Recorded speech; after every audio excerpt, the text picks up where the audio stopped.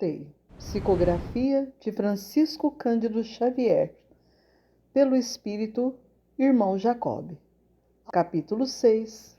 A passagem. Quantas vezes julguei que morrer constituísse mera libertação, que a alma, ao se desvencilhar dos laços carnais, voejaria em plena atmosfera, usando as faculdades volitivas.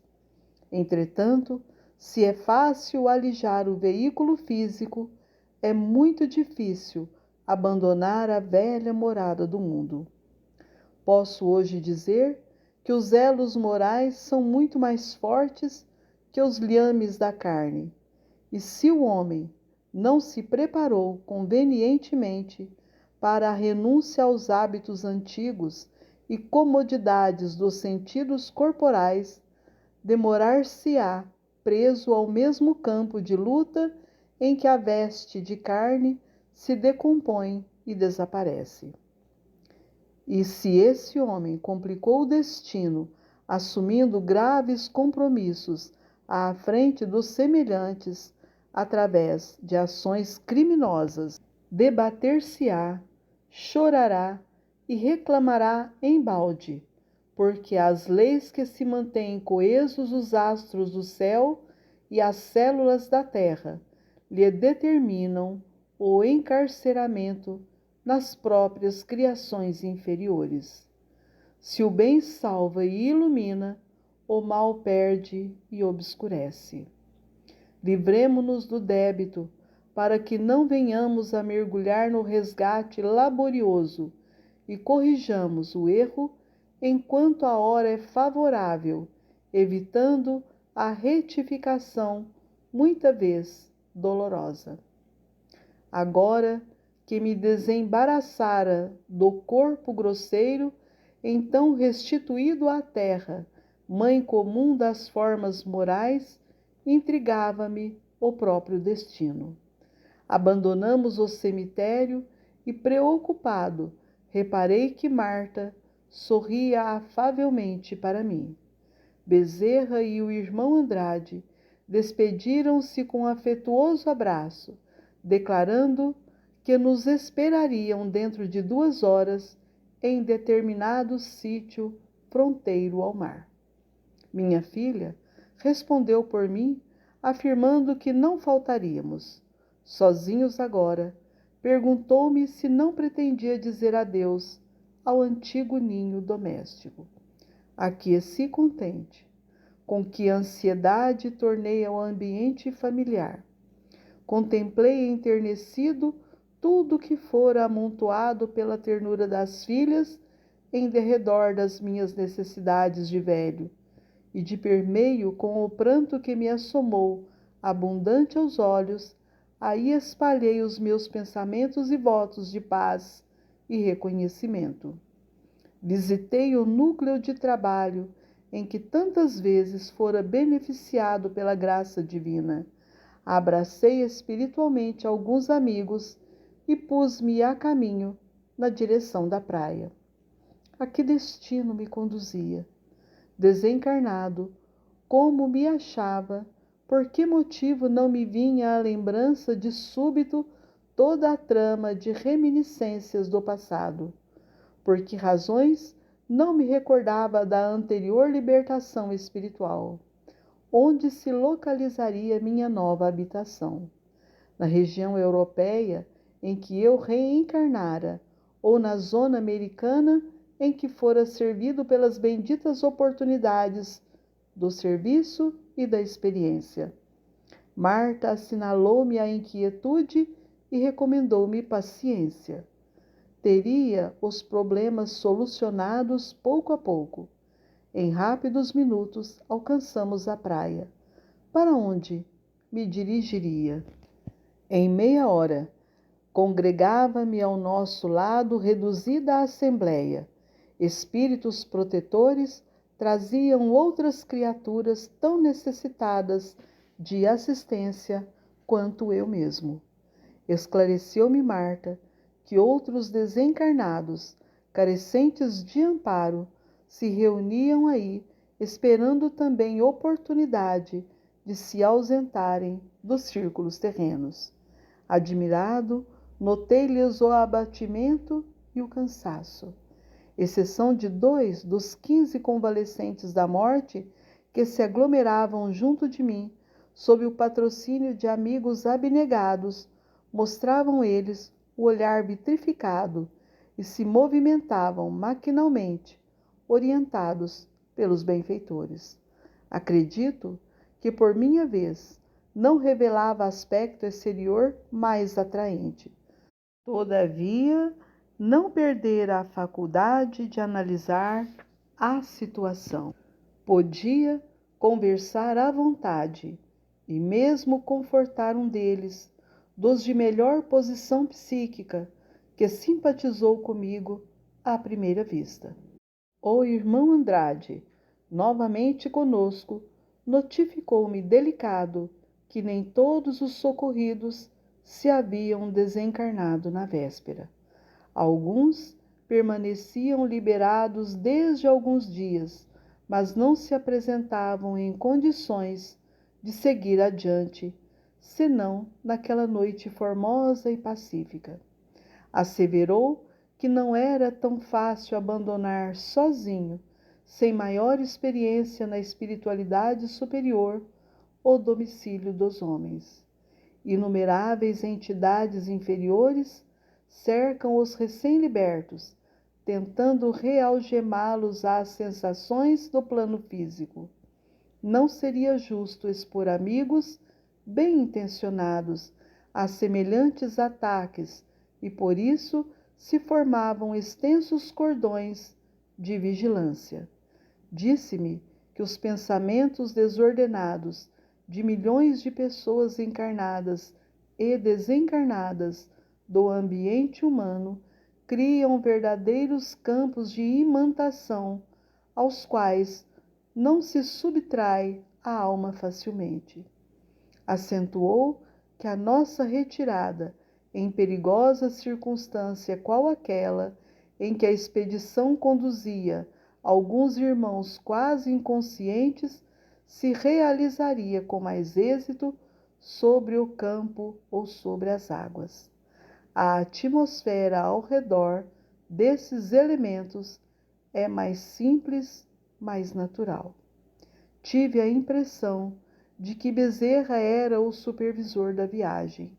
Organizou os grupos, distribuiu instruções e estimulava-nos, vigoroso e otimista, um a um. Aproximou-se de mim e informou que a primeira jornada dos que se desenfaixam da carne exige providências que lhes garantam a tranquilidade, fazendo-me sentir que ainda nos demoraríamos um tanto, aguardando uma professora de bairro distante. Escoaram-se alguns minutos e respeitável senhora, ladeada por 2 benfeitores, acercou-se de nós. Reconheci-lhe a elevação pela invejável serenidade. Formosa alegria pairava-lhe no semblante calmo. Saudou-nos a todos, simpática e feliz. De todos nós, os recém-desencarnados que ali nos reuníamos, era a única de cujo peito irradiava luz. Identifiquei-lhe a humildade cristã, a evidente superioridade que a distanciava de nós parecia afligi-la, tal a modéstia que lhe transparecia das atitudes. Bezerra cumprimentou-a bondoso e confesso que, reparando aquela mulher de maneiras simples e afáveis, emitindo luminosidade sublime, inopinado sentimento de inveja me assaltou o coração. Marta, todavia, lançou-me olhar de branda reprimenda. Aquietei-me de pronto, ponderando os sacrifícios a que fora por certo conduzida a bem-aventurada criatura, que me impressionava tão fortemente para conquistar o precioso atributo. Dono de enorme cabedal de informações sobre os maléficos efeitos da emissão mental menos digna, busquei a recuperação própria, reconciliando-me apressado comigo mesmo, em face da veneranda educadora, cuja superioridade quase me feriu. Rearticulei as ideias do bem, dando-lhes curso intenso na atividade interior. Minha filha sorriu, aprovando-me em silêncio.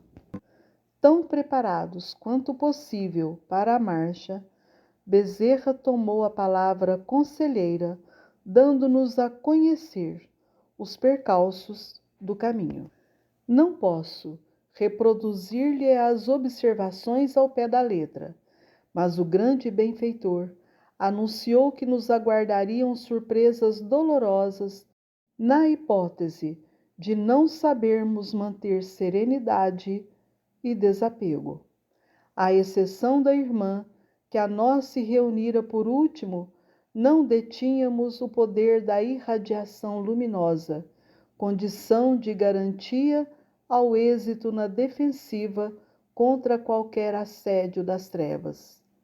Estávamos quase todos os recém-libertos do corpo, desprevenidos quanto a semelhante recurso e distraídos da preparação interior, não obstante a amplitude de nossa confiança em Deus. Poderíamos, assim, cair em sintonia com as forças da ignorância, inimigas do bem. Conservávamo-nos sob a custódia de elevados benfeitores que se interessavam por nós e por nossos destinos. Todavia, se manifestáramos certo esforço no serviço da crença religiosa, fôramos mais apaixonados pela ideia elevada que propriamente realizadores dela no mundo. Achávamo-nos agora num campo diferente de matéria, onde só os conquistadores de si mesmos, no supremo bem ao próximo, guardavam posição de realce e domínio. Enquanto no plano carnal poderíamos gastar a sagrada força da vida, lisonjeando os prazeres da plenitude física, esquecidos de exercitar as energias internas. Aqui, porém, éramos obrigados a reajustar apressadamente o cabedal de nossos recursos íntimos, centralizando-os na sublimação da vida, em face do porvir, se não quiséssemos dilatar a permanência nos círculos inferiores, acentuando qualidades menos dignas. A jornada, pois, representava a primeira experiência importante para nós, reclamando a nossa determinação de prosseguir para o alto, com o máximo desprendimento da velha estrada de lutas que abandonávamos. De outro modo, provavelmente, seríamos colhidos por emoções negativas, inclinando-nos para o retorno. A advertência de Bezerra calou fundamente em todos nós, que o ouvíamos, guardando noção daquela hora grave. Reparando que era grande o número dos que ali se mantinham, como que narcotizados, indaguei de Marta, em tom discreto, como se comportariam eles ante o severo aviso, informando-me a filha de que os diversos dos irmãos em traumatismo psíquico despertariam em breves instantes, tanto quanto lhes fosse possível, e que, no fundo, cada qual registrava a advertência a seu modo, segundo lhes permitia a capacidade de entendimento, ainda mesmo considerando a posição de semiconsciência em que se achavam. Pretendia formular ligeiro inquérito com respeito à irradiação luminosa a que Bezerra se referira, mas Marta me pediu bondosa deixasse as perguntas para depois. Em breves minutos encontrávamo-nos prontos. O irmão Andrade e Marta sustentavam-me com os braços lado a lado. Outros grupos se formaram. Os recém-desencarnados, qual me ocorria, mostravam-se amparados um a um por amigos espirituais, acreditando eu que estes constituíam 2/3 de nossa expedição. A capacidade de volitar está intimamente associada à força mental, porque após sentida oração do supervisor, começamos a flutuar acima do solo, guardando comigo a nítida impressão de que o vigoroso pensamento de Bezerra nos comandava. O poder da individualidade evoluída e aperfeiçoada nos cometimentos espirituais deve assemelhar-se de alguma sorte ao do dínamo gerador em eletricidade, porque assinalava em mim, de modo inequívoco, o impulso determinante do orientador que ia à frente. Não seguíamos em cordão contínuo, mas em grupos de 2, 3 e 4, unidos uns aos outros. Apesar do abatimento, não quis perder o novo espetáculo. Em breves minutos, tínhamos as águas sob os pés, elevando-nos vagarosamente, à maneira de peixes humanos no mar aéreo. Observação estranha. Julguei que pudesse continuar vendo edifícios e arvoredo, rios e oceano, embora o véu noturno, como se contemplasse o solo planetário da janela de um avião comum. Todavia, a sombra embaixo se fazia assustadoramente mais espessa. Indaguei do irmão Andrade sobre a origem do fenômeno, afirmando-me ele que a esfera carnal permanece cercada por vasta condensação das energias inferiores, diariamente libertadas pela maioria das inteligências encarnadas, assim como a aranha vive enredada na própria teia e que de mais alto, com a visão de que já dispunha, poderia ver o material escuro a rodear a moradia dos homens. Quando perguntei se aconteceria o mesmo caso partíssemos durante o dia, informou: não. Qual acontece entre os homens, animais e árvores, há também um movimento de respiração para o mundo. Durante o dia, o hemisfério iluminado absorve as energias positivas e fecundantes do Sol, que bombardeia pacificamente as criações da natureza e do homem, afeiçoando-as ao abençoado trabalho evolutivo. Mas à noite, o hemisfério sombrio, magnetizado pelo influxo absorvente da Lua, expele as vibrações psíquicas repetidas no trabalho diurno, envolvendo principalmente os círculos de manifestação da atividade humana. O quadro de emissão dessa substância é, portanto, diferente sobre a cidade, sobre o campo ou sobre o mar. Nos polos do planeta permanece o gelo, simbolizando a negação desse movimento. Mais tarde, observará você que as mesmas leis que controlam o fluxo e o refluxo do oceano influenciam igualmente o psiquismo das criaturas. Recordei as páginas de André Luiz, narrando a vida além-túmulo, e tentei alongar a curiosidade sadia que chegava a vencer minhas impressões de abatimento, mas o delicado amigo aconselhou-me silêncio e oração à face da expectativa inquietante naquela hora difícil de nosso retorno à vida espiritual.